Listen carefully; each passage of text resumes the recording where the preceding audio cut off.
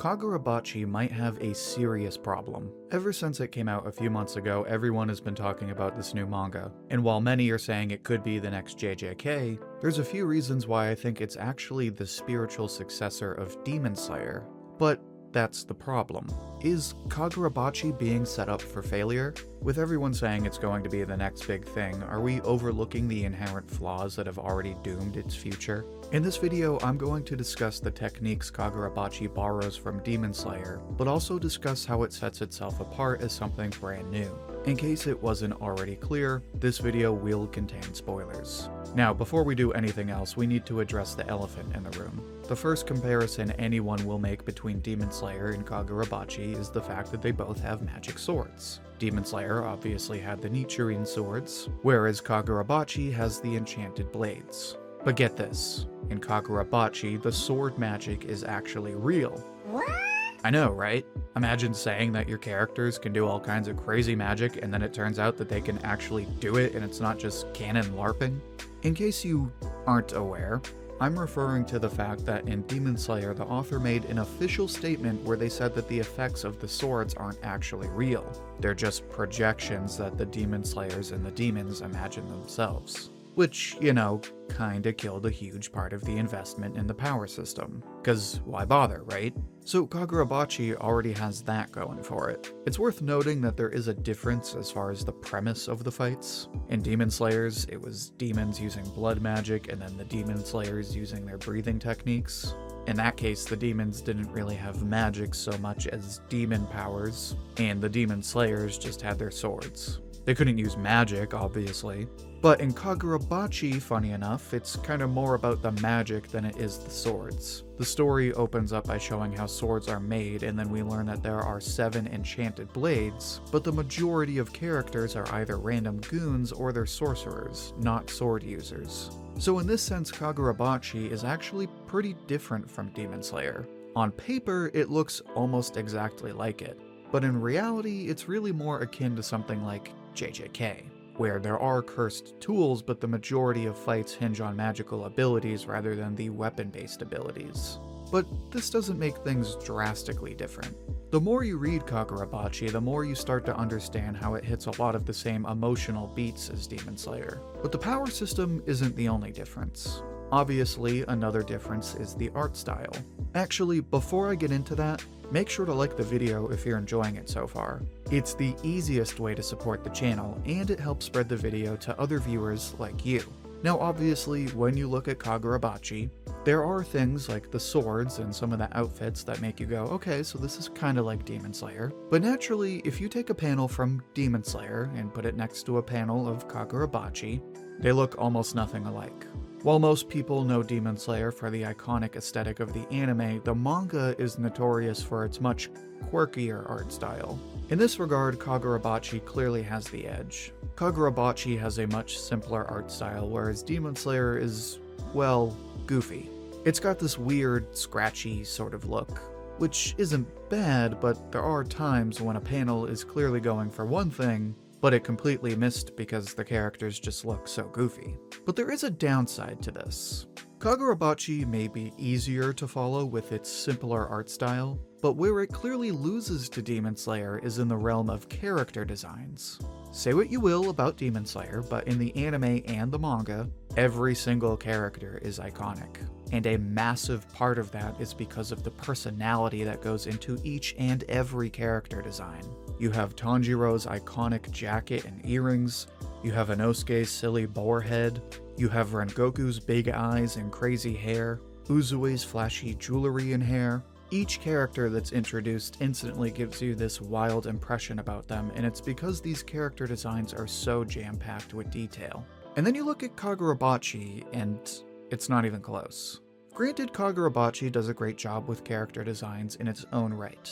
I think Chihiro stands out with his scar and his sort of straight-faced look and uniform. And the villain Sojo definitely stands out as well with his baggy eyes, messy hair, and weird-ass looking outfit. But aside from that, none of the characters really stand out aesthetically.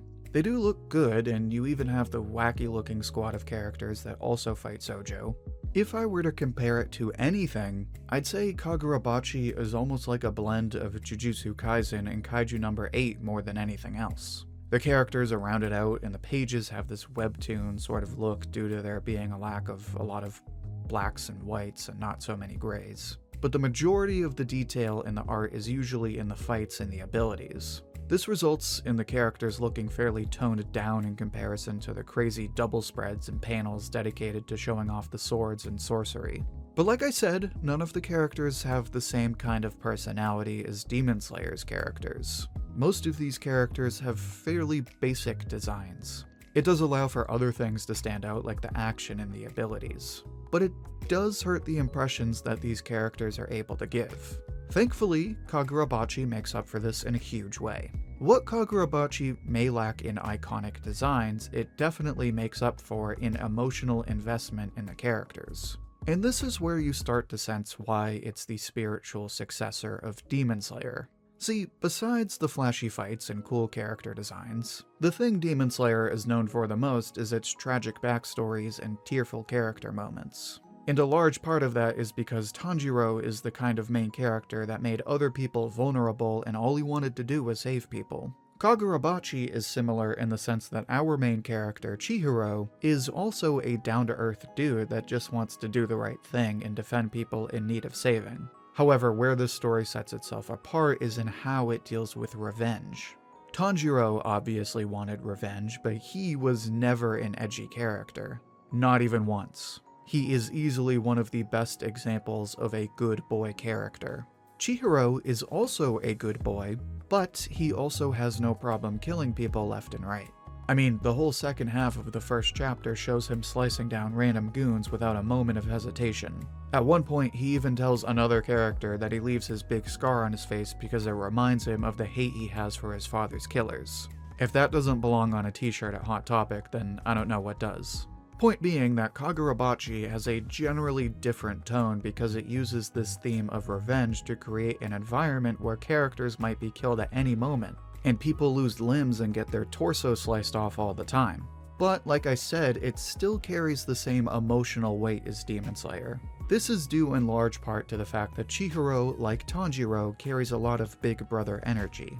When his dad was still around, Chihiro had to take care of him because his dad was kind of a man-child. As a result, Chihiro is naturally motivated to nurture and protect those around him. And this translates to his dynamic with Char, a little girl that the villains want to use for her special powers. And right here, it's almost like we're discovering Tanjiro and Nezuko all over again. You have the almost little sister who has special powers but relies on the main character for support, and you have the charming older brother type character that goes out of his way to protect her. This kind of charm shines when Chihiro sneaks into the villain's base to save Char, but he's injured and there's way too many bad guys. So he starts to doubt himself, but then he remembers how this little girl is depending on him, and that's what motivates him to keep going.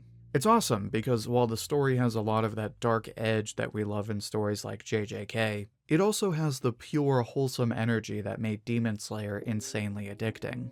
Which is why I'm compelled to say that Kagurabachi is the spiritual successor of Demon Slayer. It has a similar premise and fights that feel like Demon Slayer, a main character with a lot of the same charm as Tanjiro, and emotional moments that make you want to invest in this story the same way we did in Demon Slayer. But it also stands out as well, with its art style reminiscent of the newer generation of manga, gritty violence and an edgy tone, and a main character who's as bold as he is brotherly. There's already clear signs of this story developing its own personality. So, while Kagurabachi wins people over by borrowing from Demon Slayer as well as a lot of stories before it, where its success will lie is how it's going to improve on those tropes and traits. And that is exactly why Kagurabachi will be the next Demon Slayer. But now I'd like to hear what you think. What was your impression of the manga? Do you think it lives up to the hype? share your thoughts and see what everyone else has to say down in the comments. I'll pick my favorite and share it as comment of the week on my community tab. And if you'd like another discussion like this one, then make sure to check out my video on Dungeon Meshi. In that video, I give my first impression of the series and explain why you should check out that series. You can find it in the playlist linked right here. Until then, thank you for watching, and I hope to hear from you soon.